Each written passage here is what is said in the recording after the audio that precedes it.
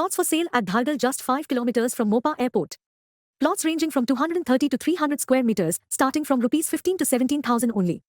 Call now.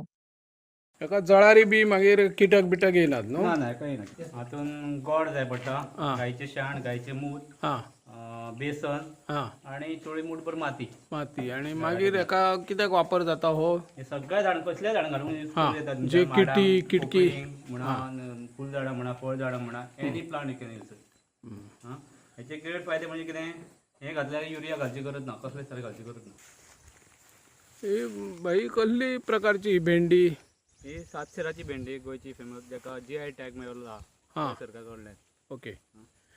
हे तुम्ही आता बियाणे खंयच्यान हाडलेले आहेत काय तुम्हीच तयार केले?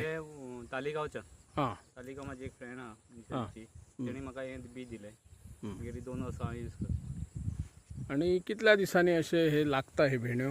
जो नॉर्मल भेंडी बाकीच्या भजन तशें 2 महिने ताका लागता 2 ते 2.5 महिने लागता हेका. हां कितल्या अंतराचेर लावप बी ते काय? जे नॉर्मल म्हणटा 1 फुटाक लायल्यार पुरो तांकां बी घालपाक. हां एका झाडाक कितले लागूंक शकता? एका झाडाक सादारण पाव किलो सुमार भेंडी मेळटा.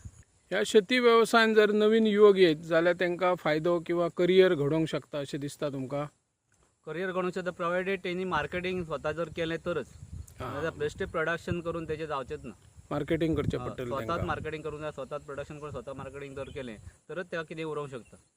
सरकारचे जे माध्यमांतल्यान अनुदान मेळटा ते तुमकां वेळे मेळटा?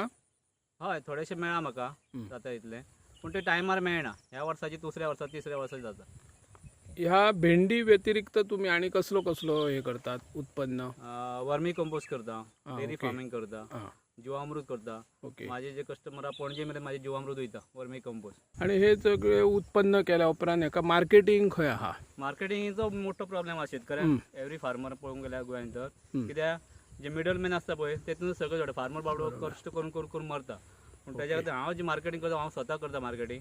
माझे दुधाची डेअरी फार्मिंग आहा तितून हांव तेच्या बरोबर भेंडे आनी कसली भाजी वाली रोयता गिमात लायसन दोडकी रोयता काकडी रोयता तेच्या बरोबर तांकांय धाडटा. टायमार मेळटा अशें सांगूंकच शकना.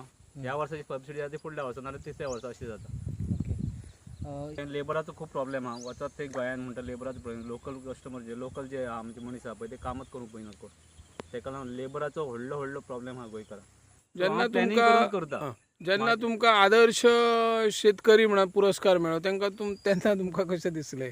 खूब उमेद येयली खूब आवड म्हणजे आनंद जालो कित्याक मी केल्ल्या श्रमाचे फळ मेळ्ळें अशें म्हाका दिसलें. खुटवळ असापूर या परिसरातील एक प्रगतशील शेतकरी दिलीप नारुलकर यांच्या शेतीमध्ये आहोत आणि या शेतीमध्ये त्यांनी वेगवेगळे प्रकारचे शेतीचे उत्पन्न घेतलेले. एक आदर्श शेतकरी म्हणून त्यांनी सध्या भेंडी मग आपले काकडी आणि इतर जे उत्पन्न आहे ते भाजीपाल्याचं उत्पन्न घेतात.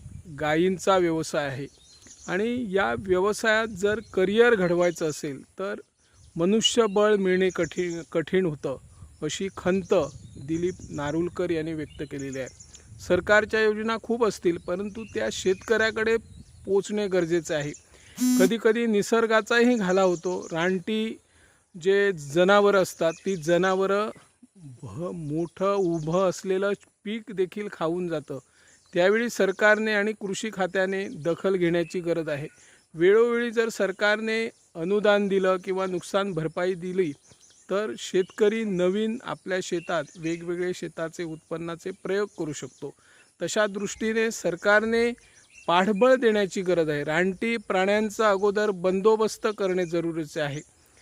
पूर्वी मोठ्या प्रमाणात शेती करत असताना मनुष्यबळ मिळायचा. शेजारी धर्म पाळत असताना शेजारची माणसं एक दुसऱ्या शेतात जाऊन काम करायची. नंतर ती माणसं दुसऱ्या शेतीत असं व्यवसाय आणि शेतीला प्राधान्य दिलं जात असे. परंतु आजचा काळ जरा वेगळा आहे. काही घरची मंडळी काम करतात, काही घरची मंडळी शेतीकडेही दुर्लक्ष करतात. परंतु दिलीप नारुलकर यांच्या शेतात आणि शेतात त्यांची पूर्ण फॅमिली कुटुंब त्यांचं रमत असल्याचं चित्र दिसून आहे. सरकारी नोकरी मिळत नाही म्हणून काही युवक नको त्या वाम मार्गाकडे जात असतात. परंतु शेतात जर आपण काबाड कष्ट केले आणि मेहनत घेतली तर आपल्याला सरकारी पगारापेक्षाही डबल पगार ही शेती व्यवसाय देऊ शकते. त्या तऱ्हेने आपण काम केलं पाहिजे. पारंपरिकता जपत असताना आधुनिक यंत्रणा आहे. आधुनिक यंत्रणेचा वापर करताना ही भूमाता दुखणार नाही याचाही शेतकऱ्यांनी भान ठेवावं. नाहीतर हैरवी जमिनीचं परीक्षण करावं लागतं. जमीन सुपीक आहे की नाही, त्यामध्ये भात पिकणार किंवा कुठलं उत्पन्न पिकणार, असे वेगवेगळे मातीचे प्रयोग करावे लागतात. ही वेळ येण्यामागचं मुख्य कारण म्हणजे हल्ली आम्ही मोठ्या प्रमाणात ट्रॅक्टरद्वारे म्हणा किंवा मोठमोठी यंत्रणा घालून शेती नांगरत असतो. पूर्वी बैलाचं ओतद्वारे आपण ती नांगरणी करत होतो, त्यामुळे जमीन सुपीक अधिक व्हायची. आज मोठ्या प्रमाणात रासायनिक खतांचाही वापर होत आहे, परंतु आपले दिलीप नारुलकर आहेत, या आदर्श शेतकऱ्याने रासायनिक खताचा वापर न करता जी पारंपरिक खत ते स्वतः तयार करतात, गांडूळ खत म्हणा किंवा इतर जे शेण आहे त्याचा वापर करून वेगवेगळं खत तयार करून ते स्वतः या शेतीला आपल्या मुलाबाळाप्रमाणे वाढवण्याचा प्रयत्न करत आहे. सरकारने अशा शेतकऱ्यांना वेळोवेळी सन्मानित करण्याबरोबरच त्यांना एखाद्या वेळी जर निसर्गाने घाला घातला किंवा रानटी जनावरांनी नुकसानी केली तर त्यावेळी मात्र वेळोवेळी त्यांना मदत करण्याची गरज आहे. या फार्ममध्ये येण्यासाठी तशा प्रकारचा रस्ता नाही. शेती केली म्हणून होत नाही, त्या शेतीसाठी 24 तास पाण्याची गरज आहे. तिळारी प्रकल्प या बाजूने जात आहे, पण त्या तिळारीच्या प्रकल्पाचं पाणी भविष्यात या शेतकऱ्यांना मिळेल की नाही याची कुणीही शाश्वती देत नाही. ज्या पद्धतीने महाराष्ट्र आणि गोवा सरकारने तिळारी कालवा तिळारी प्रकल्प उभारला, त्या शेतासाठी जे कच्चे पाणी महाराष्ट्र सरकारकडून यायचं आहे ते पाणी कुठं येते?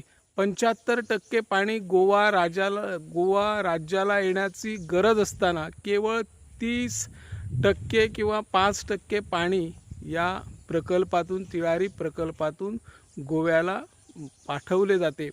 त्या दृष्टीनेही राज्य सरकारने प्रयत्न करावे आणि शेतीसाठी लागणारं पाणी 24 तास या तिळारी कालव्यामधून सतत वाहत राहील यावर लक्ष द्यावी, अशी या माध्यमातून आम्ही मागणी करत आहोत. मी निवृत्ती शिरोडकर, इन गोवा 24 ताससाठी.